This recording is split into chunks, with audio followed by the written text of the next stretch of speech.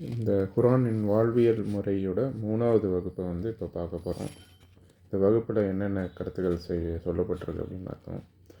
இப்போது பேசுவதற்கு வந்து நிறைய கூச்சங்கள் இருக்கின்றது நம்மளோட மாணவர்கள் எல்லார்ட்டையுமே. அது சம்மந்தமாக உஸ்தாத் வந்து கொஞ்சம் சொல்லியிருந்தாங்க. அது சம்மந்தமாக கொஞ்சம் பார்த்துட்டு அப்புறம் கிளாஸ்க்குள்ளே போகலாம். முதல்ல வந்து நம்ம பேசுவது வந்து நம்ம கூச்சமே படக்கூடாது. ஏன்னா நம்ம எவ்வளவோ பயானை கேட்டிருக்கோம். நம்ம எவ்வளவோ பயானை வந்து நம்ம வாழ்க்கையில் போயிருந்திருக்கு. அதெல்லாம் வந்து நம்ம கேட்டுட்டு அப்படியே விட்ட மாதிரி தான் இருக்கும். ஏன்னா அதை எதையும் ஃபாலோ பண்ணலை. அதை பண்ணுவதற்கான ஒரு ட்ரிகர் பண்ணுற ஒரு வாய்ப்பாக இதை எடுத்துக்கணும். ஏன்னா நிறைய புக்ஸு வந்து இருக்குது. கோடீஸ்வரன் ஆவது எப்படி, சீக்கிரம் வந்து வாகனத்தை ஓட்டுவது, சிறிய நாட்களில் வாகனத்தை ஓட்டுவது, அது மாதிரி நிறைய புக்ஸ்லாம் இருந்தாலும் கூட அதில் வந்து நம்ம என்ன தான் படித்தாலும் அதை வந்து நம்ம செயல்முறைப்படுத்தும் போது மட்டும்தான் நம்ம வந்து அதை வந்து கற்றுக்க முடியும் முழுமையாக. அதை வந்து நம்ம இம்ப்ளிமெண்ட் பண்ண முடியும்.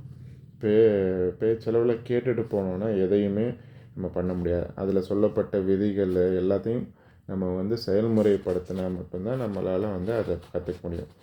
அதே போல் தான் நம்ம பயானையும் கேட்குறது இதெல்லாம் இருந்தாலும் நம்ம வந்து நம்ம அதை கேட்டு அந்த கேட்டதை வந்து மறுமுறை நம்ம மனதுக்குள்ளே ஏற்றிட்டு திருப்பி அதை பல பேருக்கு நம்ம சொல்லும் போது அதனோட இம்பேக்டே வேறு. அதை ஃபாலோ பண்ணுறது அதை விட பெரிய இம்பேக்ட். ஸோ இதில் என்ன பார்க்குறோம் அப்படின்னா, நம்ம வந்து அடுத்தவர்களுக்கு வந்து சொல்லக்கூடிய அளவில் வந்து நம்ம வந்து மாறணும். அதான் உண்மையான மாற்றம். அதுக்கு வந்து கண்டிப்பாக சில உழைப்பு போட்டே ஆகணும். ஏன்னா இந்த பேச்சாளர்களை உருவாக்க அவங்க தான் வந்து நம்ம கவர்மெண்ட்டாக இருக்கட்டும், நம்ம சொசைட்டியில் எல்லாத்தையுமே வந்து நிர்ணயித்தது வந்து மிக பெரும் பங்கு அவங்களுடைய பேச்சு திறனால தான், அந்த கருத்துக்கள்னால தான். அதை எப்படி தெளிவாக எடுத்து சொன்னாங்க, அதை வச்சு தான் நம்ம நிறையா பேரை பார்த்துருக்கோம். இதில் நெகட்டிவ் எக்ஸாம்பிள்ஸும் உண்டு. ஹிட்லர் போன்ற ஆட்கள்லாம் வந்து அவங்களோட கேடர்ஸை வந்து ஒருங்கிணைச்சதுக்கு வந்து அவரோட பேச்சு திறன் தான். 1 மணி நேரம் பேசினா கூட அதை கட்டி ஆளுவாங்க அந்த க்ரௌடை. அவங்க என்ன சொன்னாலும் கேட்குற அளவுக்கு அதை பேச்சுக்களோட தோரணம் இருக்கும். அதனால் வெறுமனே பாடம் கேட்குறது அது மட்டும்னாலும் மாற்றம் வந்து நிகழ்ந்துடாது. நம்ம வந்து நிறைய வந்து பயிற்சி எடுத்துக்கணும், நிறையா வந்து பேசணும்.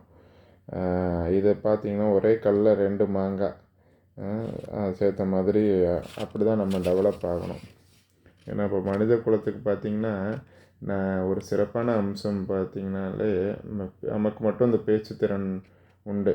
மற்ற எந்த விலங்குக்கும் வந்து நம்ம பேச்சுத்திறன் இல்லை. அதனாலே பார்த்திங்கன்னா நிறையா வந்து நம்மளோட வித்தியாசங்கள் இருக்குது மற்ற மிருகங்கள், மற்ற இதோட உயிரினங்களோட.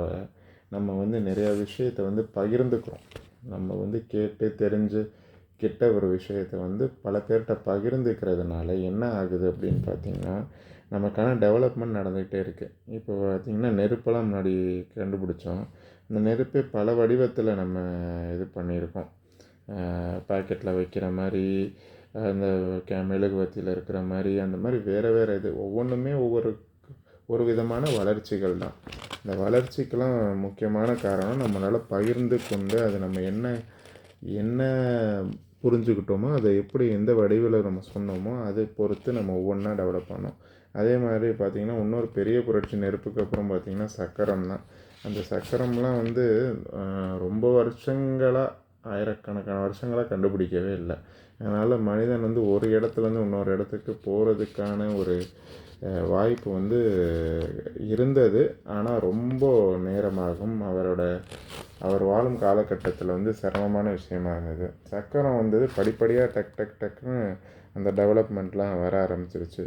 இப்போது பார்த்திங்கன்னா அதோட வேகம் எடுக்குது. இப்போலாம் மனிதன் இல்லாமலே இயங்கக்கூடிய வாகனம்லாம் வந்துருச்சு. இப்போ அடுத்த கட்டமாக அது இன்னமும் போக போக இந்த சிந்தனைகள்லாம் வர்றதுக்கு முக்கியமான காரணம் வந்து நம்மளுடைய பேச்சு தான்.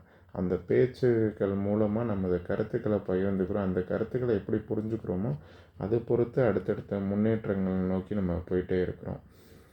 அல்லாஹ் இதை பற்றி என்ன சூரத் ரஹ்மானில் வந்து ஒரு அத்தியாயத்தில் வந்து முழுக்கவே அல்லாவோட அருளை பட்டியல் போட்டு சொல்லிக்கிட்டு இருக்காரு.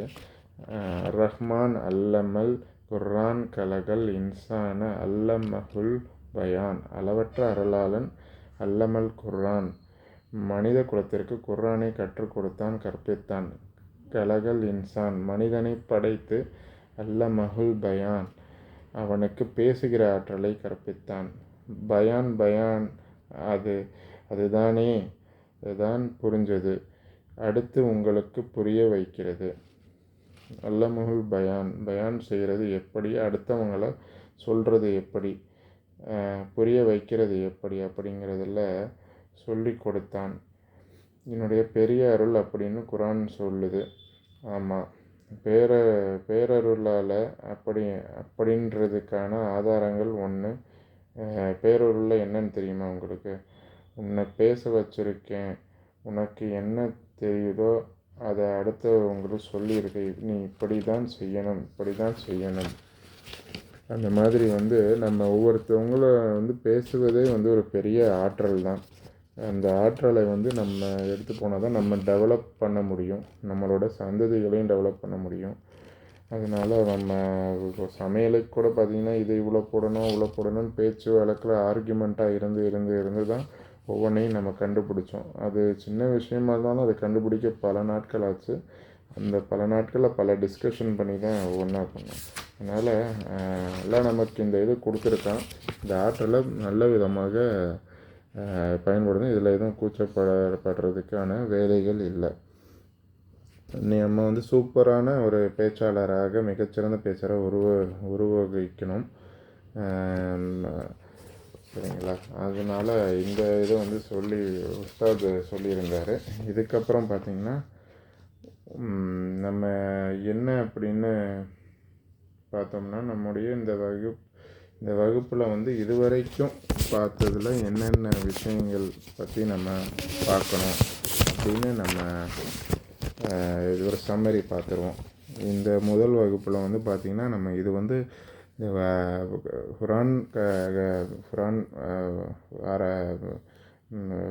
குர்ஆன் இந்த வகுப்பில் பார்த்திங்கன்னா இது அறிவு தேடலுக்கு மட்டுமே உள்ள வகுப்பு இல்லை, இது அதுக்கான வகுப்பும் கிடையாது.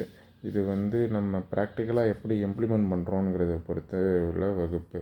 குர்ஆனை நம்ம எப்படி வாழ்வியலாக கொண்டு வரோங்கிறத பற்றின வகுப்பு. அடுத்த வகுப்பில் பார்த்திங்கன்னா நமக்கு வந்து குர்ஆன் வந்து நம்ம எல்லா பிரச்சனைக்குமான தீர்வு நமக்கு அது தரும்.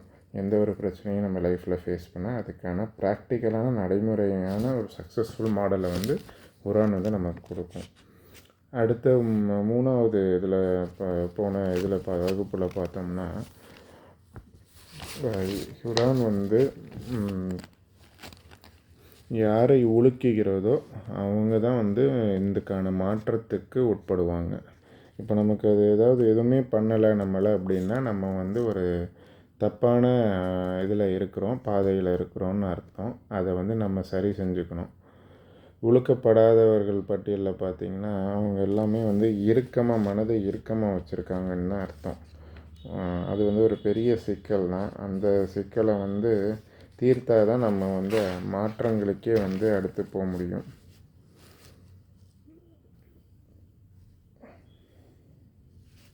அதே மாதிரி வந்து இந்த இறுக்கமான இதயத்தை பற்றி வந்து நம்ம வந்து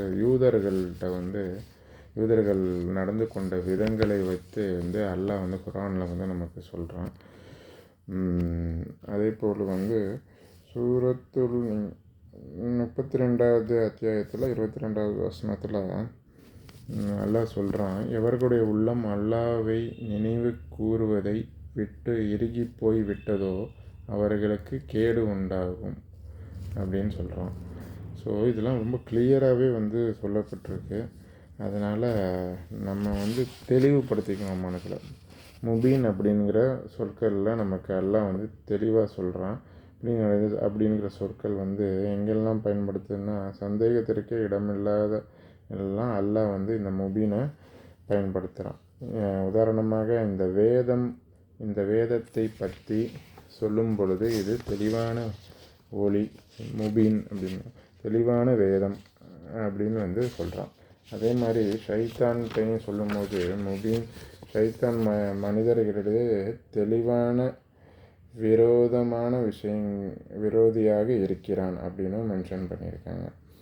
ஸோ இது விரோதியில் பார்த்திங்கன்னா தெளிவான விரோதி அப்படிங்கிறான். நம்மளை எந்த அளவுக்கு நம்ம மனது தெளிய விடாமல் அவன் தெளிவாக இருக்கிறான்ங்கிறது வந்து இந்த இதில் வந்து நமக்கு புரியுது. ஏற்கனவே சொன்ன மாதிரி நம்ம வந்து இப்படி நம்மளை வந்து ஒழுக்கப்படலை அப்படின்னா நம்ம வந்து ஒரு வழிகாட்டில் இருக்கிறோம் அப்படின்னு புரிஞ்சுக்கணும். ஸோ நம்ம யூதர்களை பற்றி சொல்லிகிட்டு இருந்தோம். யூதர்களில் வந்து சூரத்துல் பக்ராவில் பார்த்திங்கன்னா பெரிய வசனங்களாகவே இருக்குது. அதில் பார்த்திங்கன்னா நம்ம மூசா நபி அவர்களிடம் இருந்தவங்க வந்து ஒவ்வொரு விஷயமாக சந்தேகப்பட்டுக்கிட்டே இருந்தாங்க. நபி தானே நீங்கள், அல்லாவையும் சந்தேகப்பட்டுக்கிட்டு இருந்தாங்க. அதனால் ஒரு சூழ்நிலையில் இறந்து போயிடுறாங்க. அப்போ வந்து இந்த இதை வந்து நீங்கள் யார் கொன்னாங்க அப்படிங்கிறத வந்து கேட்டு சொல்கிறாங்க அல்லாஹ்ட்ட. ஒரு குழப்பமான சூழ்நிலை நிலவுது. அப்போ வந்து மூசா நபி மிகுந்து யோசிச்சுட்டு அப்புறம் போய் கேட்டு சொல்கிறாரு. அதுக்கு அல்லாஹ் சொல்கிறாங்க, ஒரு மாடை வந்து வெட்டி அதனோட சதையை வந்து தெளிக்க சொல்கிறாங்க அந்த உடம்புல. உடனே அவரே வந்து யார் இறந்தாரோ அவரே வந்து சொல்லுவார் அப்படின்னு சொல்கிறாங்க. அதை யாரும் நம்ப மறுக்கிறாங்க. ஆனால் ஒவ்வொன்றா வம்புக்கு இழுக்கிற மாதிரியே அடுத்து அது எந்த மாடு, எந்த வயதுக்குடைய மாடு ரொம்ப அப்படின்னு ஒவ்வொன்றா கேட்குறாங்க. அல்லாஹ்வும் ஒவ்வொன்றா மூசா நபி வழியாக வந்து சொல்லி அனுப்புகிறான். ரொம்ப வயதானதும் இல்லாமல் வயதுக்கு சின்ன வயதும் இல்லாத மாதிரி மாடு. அப்புறம் என்ன கலருன்னு கேட்குறாங்க. கலர் வந்து மஞ்சள் நிறத்தில் வந்து ஈர்க்கக்கூடிய அளவில் இருக்கணும் அப்படின்னு ஒவ்வொரு ஸ்பெசிஃபிகேஷனாக கேட்டுக்கிட்டே வராங்க. இதெல்லாம் வந்து ஒவ்வொன்றா ஒரு நபி அவர்கள் சொல்ல போனாங்க அப்படின்னா அந்த விஷயத்த வந்து கேட்டுக்கிறது நல்லது. ஆனால் வம்புக்கு இழுக்கிற மாதிரியே வந்து நிறைய விஷயங்களை பண்ணுறாங்க. அப்புறம் கடைசியாக வெட்டவும் உங்களுக்கு வந்து புனிதமாக நினைக்கிறாங்க. வெட்டவும் மனசு இல்லை. அது ஒரு கட்டத்தில் இது பண்ணி சொன்ன மாதிரியே வந்து அறுத்து அதை பண்ணோன்னா அவரே வந்து உண்மையும் சொல்லிடுறாரு. இப்படி மூசா நபி வந்து அவர் தான் நபி அப்படின்னு சொல்லியுமே அங்கே உள்ள ஆட்கள் வந்து அல்லாஹ்வையும் சந்தேகப்பட்டுக்கிட்டு இருக்காங்க. இந்த மாதிரி வந்து இது வந்து ஒரு பெரிய யாருமே வந்து பண்ணிடாத விஷயம். அதாவது இறந்த ஒருத்தரை வந்து திருப்பி மீட்டு திரும்பவும் வந்து பேசுகிறதுங்கிறது. இதை சொல்லியுமே இதை பார்த்துமே தன்னுடைய உள்ளம் வந்து இதுதான் உண்மை அப்படிங்கிறது இல்லை நினைக்காம மேற்கொண்டு சந்தேகங்களோடையே வந்து பயணிக்கிறது. உதாரணத்துக்கு அவங்க இந்த ஃபிரௌன் இதில் ஆட்சி காலத்துலேயே பார்த்திங்கன்னா ஒரு எக்ஸாம்பிள் சொல்கிறாங்க. குரானில் ஃபிரௌன் இருக்கும்போது வந்து சூனியக்காரருக்கும் மூசா நபிக்கும் ஹாரூன் அவர்களும் போட்டி போடுறாங்க. அப்போது அந்த போட்டியில் வந்து சூனியம் எதுவும் இல்லைன்னு நிரூபிக்கிறதுக்காக இந்த சூனியக்காரர்கள் பாம்பு மாதிரி ஒன்று இது பண்ணுறாங்க. அதை அல்லாஹ் வந்து மூசா நபியையும் வந்து போட சொல்கிறாரு. போட்டவுடனே ஒரு கைத்தறி இதாக வந்துடுது, அந்த பாம்பு மாறிடுது. இதை பார்த்து சூனியக்காரவங்க எல்லாம் இது சூனியம் மாதிரி தெரியலையே, இவர் உண்மையிலே நபி தான் போல் அப்படின்னு நினச்சி அந்த இடத்துல உண்மைன்னு நினச்சி எல்லாருமே ஃபாலோ பண்ண ஆரம்பிச்சிடுறாங்க, உண்மைன்னு நம்புகிறாங்க. ஆனால் ஃபிரௌன் மட்டும் நம்பாமல் இது ஏதோ நீங்கள் சூனியக்காரர்களுக்கே நீ சூனியக்காரன் அப்படின்னு சொல்லிவிட்டு அவரை வந்து நம்பாமல் பெரிய தன் உயிருக்கு இது வைக்கிற மாதிரி வைக்கிற மாதிரியான விஷயங்களை வந்து செய்கிறாங்க. இதில் வந்து என்ன சொல்ல வரான் அப்படின்னா அந்த எக்ஸாம்பிள் வந்து அப்பேற்பட்ட சூனியக்காரர்களே உண்மையை பார்த்தோன்னே நம்பிடுறாங்க. ஆனால் இந்த யூதர்கள் பார்த்திங்கன்னா அவங்கள மீட்டு அவங்களுக்குன்னு ஒரு இது செஞ்சு கொடுத்துமே நபின்னு சொல்லும் போதுமே ஒவ்வொன்றுமே கிண்டல் இந்த மாதிரியான விஷயங்களில் எதையும் வந்து நம்ப மறுக்கிறாங்க. அவங்களோட அவங்களோட நபியவே வந்து சரியான சரியாக நடந்து கொள்ளவில்லை அவங்க நபிக்கிட்டேயே.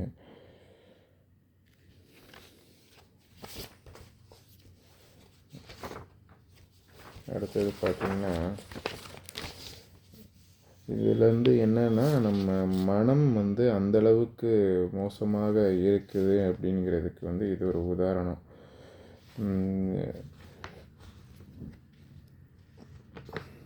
இந்த மனதை வந்து நம்ம வந்து பண்படுத்தி மென்மையாக ஆக்கணும். நம்ம அதை மென்மையாக எப்படி ஆக்குறது அப்படின்னு பார்த்திங்கன்னா, உண்மையை வந்து நம்ம வந்து ஒரு விஷயத்தை கண்ட உடனே வந்து கப்புன்னு வந்து அதை பிடிச்சிக்கணும். அப்புடின்னு பிடிச்சிக்கிட்டோன்னா வேறு என்ன வந்தாலும் நமக்கு வந்து அந்த மைண்டு வந்து வேறு இதில் ஃபோக்கஸ். இது உண்மைன்னு நினச்சா உண்மை தானே, அதுக்கு மேலே என்ன மாறப்போகுது அப்படின்னு வந்து நம்ம மனசு வந்து ஆள் மனசு அளவில் வந்து நம்ம கல்வி வந்து தயாராக இருக்கணும் இந்த மாற்றத்துக்கு. மாற்றம் அந்த மாதிரி மட்டும் கல்வை தயார் பண்ணிட்டோன்னா நம்ம மாற்றுறதுக்கு நம்ம ரெடியாக இருக்கிறோன்னு அர்த்தம். இல்லை அப்படின்னா நம்மளுக்கு என்ன தான் சொன்னாலும் என்ன இது பண்ணாலும் இந்த மாதிரி சந்தேக கண்ணோடையே பார்க்குற மாதிரி இருக்கும். இந்த உள்ளங்களை பற்றி நல்லா சொல்லும்போது 3 வகையாக இந்த உள்ளங்களை பற்றி நம்ம பார்க்குறோம். அதில் வந்து 3 வகையான ஒரு பூமிக்கும் மலையை பற்றி சொல்லியிருப்பார். மலையும் அது எப்படி வந்து அந்த பூமி வந்து அதை இழுக்கிறத பற்றி சொல்லியிருப்பாங்க. இப்போ அதில் 3 விதமான ஒரு பூமி இருக்குது. எப்படின்னா, ஒரு பூமி வந்து வர தண்ணியை வந்து உறிஞ்சு அதை வந்து திருப்பி அந்த மரத்துக்கு வந்து கொடுக்கக்கூடிய சக்தி. அந்த உள்ளமும் அந்த மாதிரி தான். ஒரு சில உள்ளங்கள் வந்து அப்படியே அப்சர்வ் பண்ணிவிட்டு மற்றவங்களுக்காகவும் அது சொல்லும். இன்னும் ஒரு டைப் ஆஃப் பூமி வந்து எப்படின்னா, அந்த பூமி வந்து வர்ற தண்ணியை வந்து சேகரித்து வச்சுக்கும். அதாவது உள்ளே அப்சர்வ் பண்ணாது, வெளியே குளம் இந்த மாதிரி வந்து ஃபார்ம் ஆகியே இருக்கும்.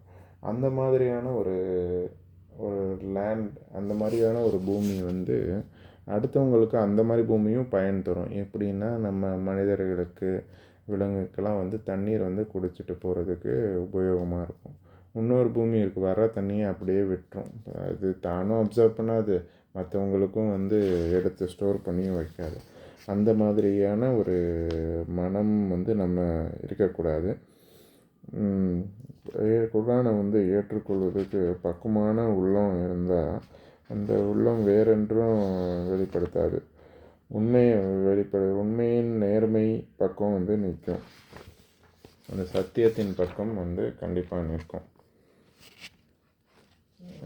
இது இல்லாதவங்களுக்கு வந்து மாற்றத்தை தராது. இந்த மாதிரி இல்லாத உள்ளங்கள் வந்து மாற்றத்தை தராது. அதனால் நம்ம குர்ஆன் நம்ம வந்து புரிஞ்சுக்கிறதுக்கு ஃபஸ்ட்டு ஒரு 4 குவாலிட்டி வந்து தேவைப்படும். அது அடுத்த வகுப்பில் அதை பற்றி விரிவாக விவாதிக்கலாம். இந்த குர்ஆன் வந்து ஏற்கனவே நம்ம நிறைய பயான்களில் சொன்ன இது தான். குர்ஆன் வந்து மனிதர்களில் இங்கே இறக்கப்படாமல் மலைகளில் இறந்தால் அது வந்து வெடித்து சிதறிடும் அப்படின்னு சொல்லப்பட்டிருக்கு. அதை பற்றியும் அடுத்த வகுப்பில் நம்ம வந்து டீட்டெயிலாக பார்க்கலாம். நன்றி.